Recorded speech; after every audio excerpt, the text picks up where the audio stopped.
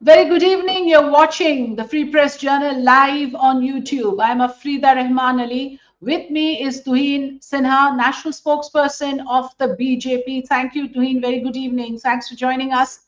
I Thank want to you. begin with what the Yeah. Prime Minister said earlier today during his visit to Bihar, where he spoke out on the Pahalgam terror attack.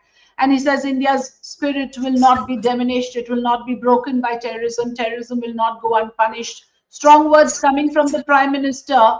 And it is, of course, reassuring coming from the head of the nation at a time like this when we are all grieving and we are still reeling under the whole shock and disbelief of the barbarity of the attack that happened in Pahalgam. But, Tuin, let's not forget questions are being raised on the government as well, on whether we faltered, whether we became complacent about Jammu and Kashmir. The repeated assurances from the Home Minister that J&K is now safe, it's free of cross-border terrorism. What happened? Well, thank you, Afrida, for having me on your show. Honorable Prime Minister Modi ji's message is loud and clear for the world. Unfortunately, terror is an inalienable facet of Pakistan's existence. But with this particular terror attack, they have crossed a dangerous red line. Never have tourists been attacked on such a scale. Never has a perverse religious screening been done before butchering them. So yes, a dangerous red line has been crossed, and our retaliation this time is going to be unprecedented. Our retaliation is going to be something which you and I won't be able to imagine in our studios right now. The reason is, even in the past, at least with this government, if I briefly talk about our, equation with Pakistan, for the first 1.5 years post coming to power in 2014, we had given them a long rope. Nawaz Sharif was called for the swearing-in ceremony of Prime Minister Modi in 2014. We gave them a long rope for 1.5 years. But when we realized that they are incorrigible, we retaliated with surgical strikes. We retaliated with Balakot. But yes, Pakistan being Pakistan, it had been a good 6 years, and especially after the elections in Kashmir, which saw a record turnout and the installation of a democratic government, they realized that this was probably the last-ditch attempt to stay relevant, which won't help them too far. So yes, this time we are going to hit at the core existence of Pakistan, because that is the only way, that terror propensity can be ended conclusively. And that is something which not only India, which the world today realizes. The kind of support which is coming from world leaders attests for that. Now, coming to on the issue of whether there was a lapse, yes, whenever there is a terror attack, there is a lapse, but I would not be in a position to tell you about the nature of lapse, because as my friend Abhijit may have explained to you, intelligence sharing is a very complex issue, the security agencies, the intelligence agencies need to be successful 100 times. The terror organizations need to be successful just once. And that is perhaps the reason why, Israel with its famed Mossad could not avert 7th October 2023. Why, some terror incidents have taken place in the past. But like I said, we are very clear. We are going to strike at the core existence of Pakistan, because till the time Pakistan exists, the track record of Pakistan in the last several decades has shown that they will never be able to get over their terror addiction. Let's listen in to the Prime Minister, Tuhin. I'm just coming back to you after a quick listen in on what the PM said earlier. Pursue them to the ends of the earth. India's spirit will never be broken by terrorism. Terrorism will not go unpunished. Every effort will be made to ensure that justice is done. The entire nation is firm in this resolve. Everyone who believes in humanity is with us. I thank the people of various countries and their leaders who have stood with us in these times. So what I'm trying to ask you here, Tuhin, is also that, as you are very aware, there is anger, there is outrage, but in all of this, everyone is looking up to the Home Minister right now and to the Prime Minister right now. When will action be taken? What kind of action be taken? If you just about think that, this Indus Water Treaty and stopping the visas to Pakistan can be any sort of respite to the anger and outrage, that is not going to happen. Let's be clear There that is much more that needs to be done. No, absolutely, no, absolutely. I completely agree with you. And let's be clear that no government, no sane government in the world can divulge the details of military retaliation before it happens. But fact is, when I talk about hitting at the core existence of Pakistan, hitting, at the Indus Water Treaty pretty much does that. Maybe not immediately, but over the period of the next few years, you will see the difference it makes to Pakistan. They already are an impoverished nation, a colony, a slave of China. When that happens, you will see the entire Pakistan cripple. But yes, when it comes to Balochistan, that is again an area where my sense is we will act. Balochistan is in complete, is in a is in a very fragile state right now, and it's a matter of time before it breaks away from Pakistan. So I'm waiting for to know about my government's stand on Balochistan. But like I said, obviously the military retaliation is pending. We cannot tell you the time, we cannot tell you the mode, but that because, like I said, no sane government in the world will do that. But that is something which is due. I can tell you that in the last 11 years, we have paid back Pakistan, not just on the, not just militarily, but one of the reasons for the frustration of Pakistan is that it is diplomatically ostracized in the world. At one point of time, 10 years ago, Saudi Arabia used to be one of the closest partners of Pakistan. Today, Pakistan stands isolated even within the Organization of Islamic Countries, barring 2 or 3 countries which still continue to support Pakistan. That is one of the reasons for Pakistan's frustration. In 2018, our diplomatic efforts ensured that they were put under restrictions of FATF, which they managed to get out of in the next 3 or 4 years. All these have played a very crucial role in crippling Pakistan. One of the reasons why. But they have not become deterrents to him. They're not deterrents enough. Otherwise, this would not happen. That's because of a loony army general, Asim Munir. If you look at it, if you hear his speeches, he's probably an Osama bin Laden. If the army, if Pakistan allows the army to be the head of its ideological thinking, then God save Pakistan. But unless a loony character like Asim Munir is treated at par with Osama bin Laden and handed over to the countries to which he's done damage, I don't think Pakistan has a future any which way. So we are very clear, isn't it? And it's no secret that Pak army is unhinged. They do not have the kind of restraint that Indian army is observing.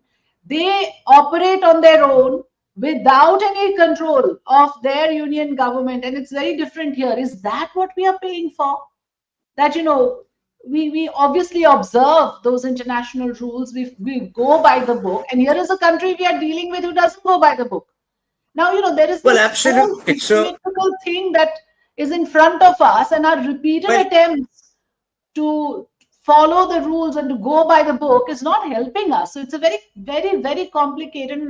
Well, there is no denying the fact that Pakistan is a rogue nation. It's a terror nation. But also, let me make it very clear that this government is under no obligation to go by the books. Had it been, had we strictly been following the books, we would not have touched the Indus Water Treaty. There were enough situations, enough occasions in history where the previous governments could have thought of halting the Indus or putting the Indus Water Treaty in abeyance, whether that was 1965, whether that was 1971, or the Kargil War, or the spate of terror incidents which took place between 2005 to 2008. The fact that we have done this now shows that we are under no obligation to strictly follow the rule book. The bottom line is that, a terror nation has no right to exist, and we will cripple it. We will hit at its existence and make sure that it is incapacitated and not in a position to carry out similar attacks in future. The army is demoralized due to certain steps that your government took earlier. whether it is tying up with Mehbooba Mufti, and this is a very senior colleague of mine whose interaction I'll run up in this broadcast after I finish with you. He says that the army has never been given a free hand. The army is always constrained. And because of that, we I are can facing the situation today. I can understand Omar Abdullah, making that allegation that, the Abdullahs have not been given a free run even after coming to power but I think, the amount of autonomy, at least in terms of its operational strategy, which has been given to the army, has been, pretty much the best that any previous Indian government has done.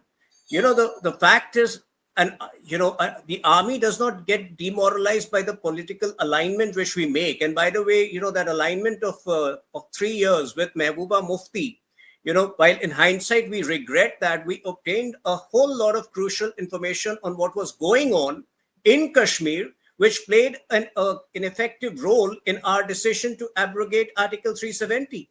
That provided us a certain access to government documents, to governance, which we would not have had otherwise. But yes, in hindsight, we have maintained that was not the best of decisions, and ideally, but we also quit that government when we realized that, PDP cannot grow out of its closet fascination and infatuation for Pakistan. Yeah. Now, since you brought up the abrogation, there is a very serious concern that, the part of it is a fallout of that the fear of domicile of other residents of India settling in Kashmir has derailed a lot of people, and that is the consequence. I mean, this is that fear as well.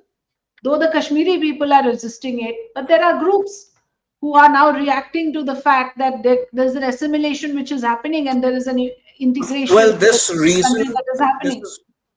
This is a very convenient reason given by terror apologists. Fact is that in 2019, when we abrogated Article 370, for the last 4 or 5 years prior to that, Kashmir anyway was completely crippled in terms of law and order. There were endless stone pelting incidents, which were being encouraged by both Mehbooba's party and NCP at that point of time. And Article 370 was a deterrent to a firm, resolute solution to the Kashmir problem. Article 370 was anyway a temporary provision. It became a permanent provision only by an act of subterfuge by the then Constituent Assembly of Jammu and Kashmir, which was dissolved without notice in 1955. But today, it was in 2019. It was the Article 370 which had reduced the whole of Kashmir to a ghetto, which had reduced it to a bargaining tool for both the local parties. And had it not been abrogated at that point of time, you may have seen 300 out of 365 days in the year being completely lost to bunds and stone pelting incidents across Kashmir. All that has been put to an end, and Kashmir has seen prosperity and economic revival of an unprecedented kind in the last few years. Yeah, I have two concluding questions. One is that what will you tell people at this point of time who are questioning that why has the BJP government failed to keep us safe? And there's a little kid, his video is viral right now. I'm sure you would have seen it. He's asking this question in all innocence, that the union government is responsible for keeping us safe. Why were our borders not monitored better? And he lost his father, the kid that I'm talking about. Somewhere people are angry with your government as well. Are you ready to deal with that? Are you ready with a response to that? And okay, I'll come to this other question later. If not an intelligence failure, certainly, there was a security lapse which cannot be denied. Without a security lapse, and a security lapse is there every time a terror incident takes place, and obviously as the government of the day, we have to take responsibility for that. The point is how we react from here. And like I said, the response is going to be, the magnitude of response is going to be far greater than the enormity of the provocation. And that is something which the world is going to witness, because it's honestly a favorable time for India. US is completely behind us.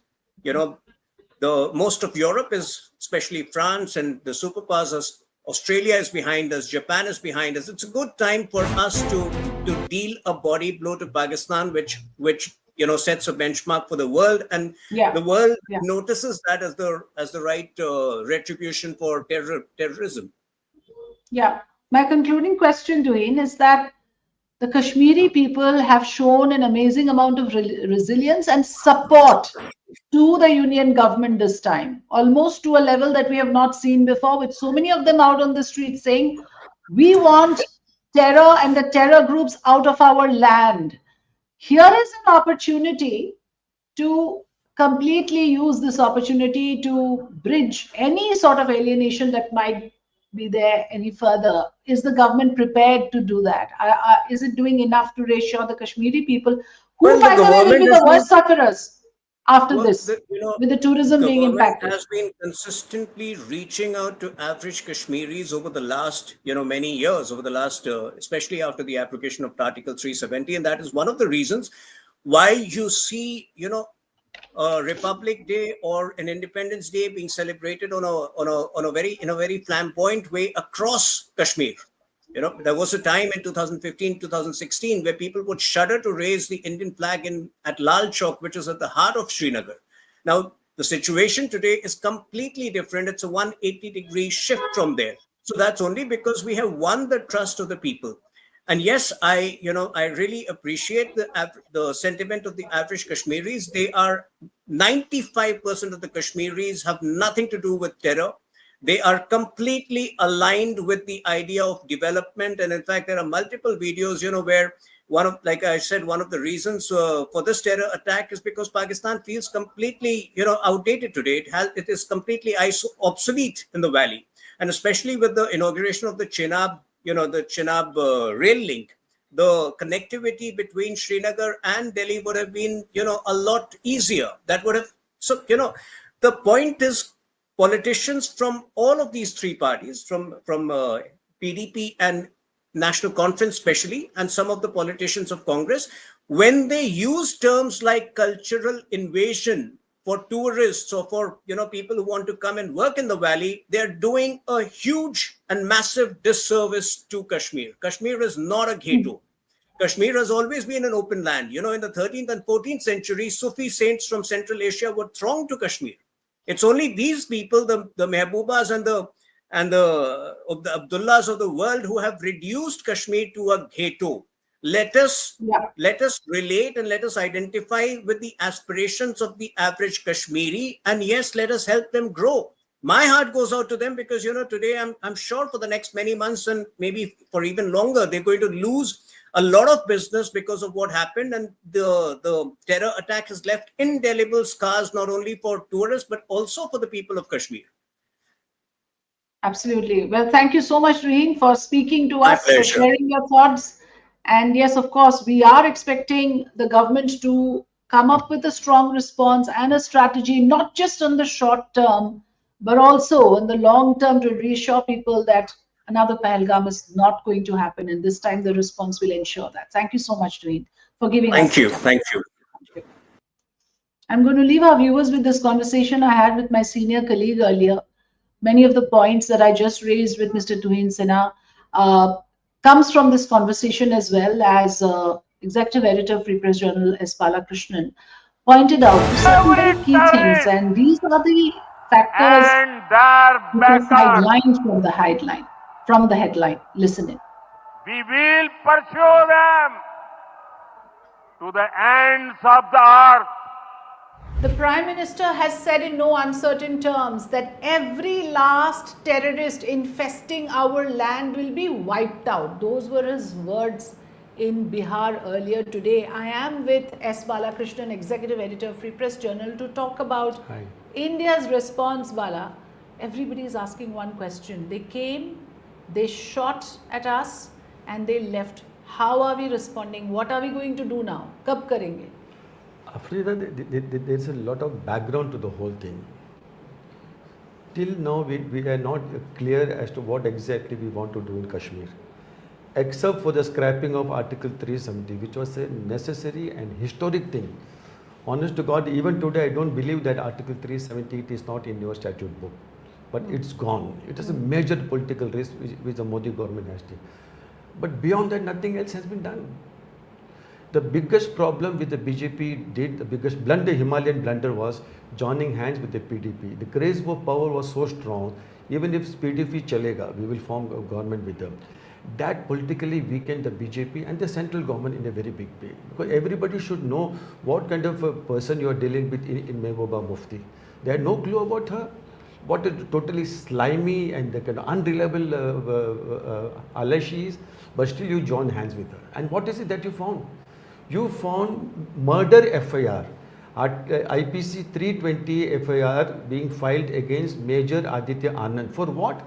Because he ordered firing on people who were trying to kidnap his colleague in the army. That was his only mistake.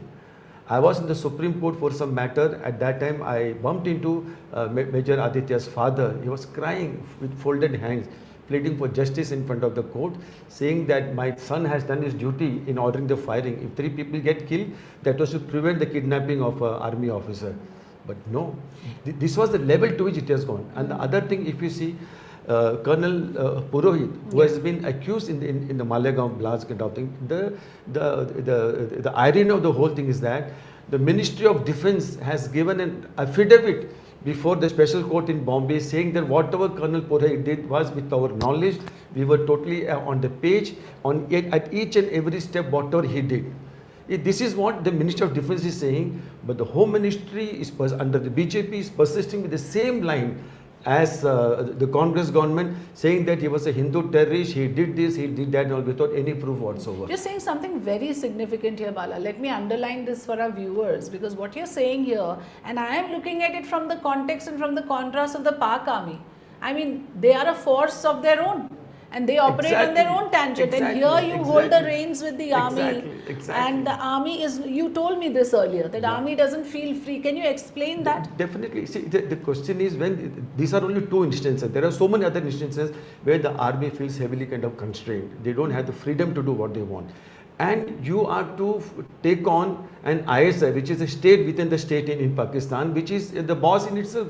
Nobody dare question the ISI. If today ISI decides to bomb Bombay, no Nawaz Sharif, no his brother, nobody can stop it. And so that is why this is happening. That's exactly why this is happening. We are still not understanding that you are not dealing with Pakistan, you are dealing with ISI, and nothing is being done whatsoever.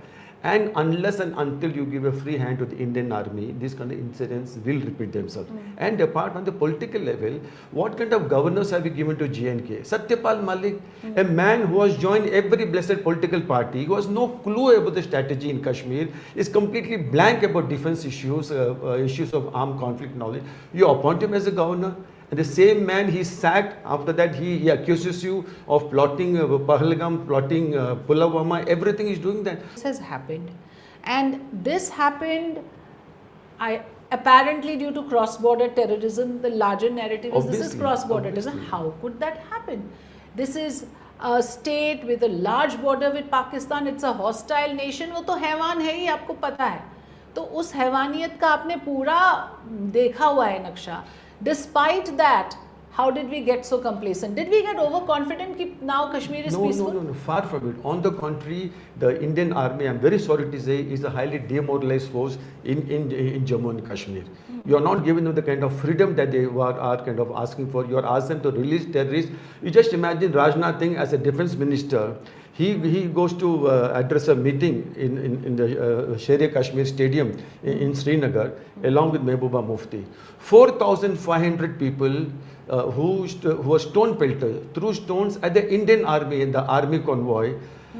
Rajnath Singh said, "ये बच्चे हैं, बच्चे से गलती हो जाता है." 4,500 FIRs against all the stone pelters on the army were released. The FIRs were quashed. So what message are you giving to the army? It is okay that you stone our officers and men. That's why you're saying they're demoralized. Exactly. So the completely demoralization has set in. Their morale needs to be boosted. Just give them a free hand. I'm telling you, within 1 month, the Indian government will be on top of the situation. Right now, we are only reacting. Because the pattern was was so clear, isn't it? There was a J.D. Vance visit, and you and me were talking earlier that this is a pattern with the Trump visit when the Delhi riots happened. So why were there no heightened alertness around the visit of There the should have been Vice President? there should have been that kind of thing. J1's visit is, and apart from this, the start of the tourist season. The timing of the attack in Pahalgam is very significant.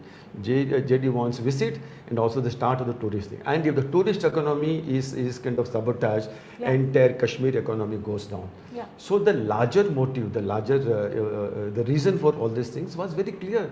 Why no analysis was done? Why no preventive action was not done? That should have been done at the government level. Yeah. But you have a politician as a governor who has no clue about anything. For heaven's sake, appoint somebody like Major General Bakshi, who knows Kashmir like the back of his palm, or even the Lieutenant General Atta Hussain, who was commanded an entire regiment over there. Earlier. You should have appointed him as a governor, not some Lallu Panju politicians. So this is not on. Yeah. You were also saying that the Kashmiri people's reaction this time is remarkable. Fantastic, They fantastic. are standing up and saying, Unbelievable. not in our name, Exactly. get out of here, Exactly. we are with, in the sense that now they are with the center. All the newspapers' government. front page, Yeah. they blacken their front page. Yeah, they absolutely. complete express solidarity with the Solidarity. victim. This is a Yeah. new change, and the government should work on this change and bring them closer. So whatever alienation was there in the past, this is the best time to win them over at the political level, at the social level, at the economic level, and at the same time give a free hand to the army, and then you see the result what happens. Yeah, long term it's the Kashmiris who will suffer, and like you so rightly said, उनके पेट में लात मारने की बात है, because tourism as they thrive on, you know, for 6 months I think I might be giving a conservative estimate that their livelihoods are at stake. Precisely. So how will they now survive this carnage? We are grieving the death of 26 innocent lives, brutally massacred, and we are also grieving the fact that the poor, and so many people were saved, Bala, you know better than me that 26 is the number we are looking at. We are not looking at the 100 others that the local people helped and supported. Exactly. And I'm looking at those pictures look at that pony rider who was yeah, killed. I was overwhelmed with emotion to see that, you This know, is unbelievable. What how they managed to salvage so many But lives. if the So hats government, off to them but as if well. the government has the intelligence and the willpower, they can convert this crisis into opportunity and ensure the lasting peace in Jammu and Kashmir. If they want, they can do that, but they should learn from their past blunders and give, heaven's sake, give a free hand to the Indian Army. I think that's a very important takeaway that Bala is sharing with us. Thanks for watching. Do Thank put you in so your much. comments and let us know what you think. Thanks Thank you, very Afrida. much. Thank you, Bala.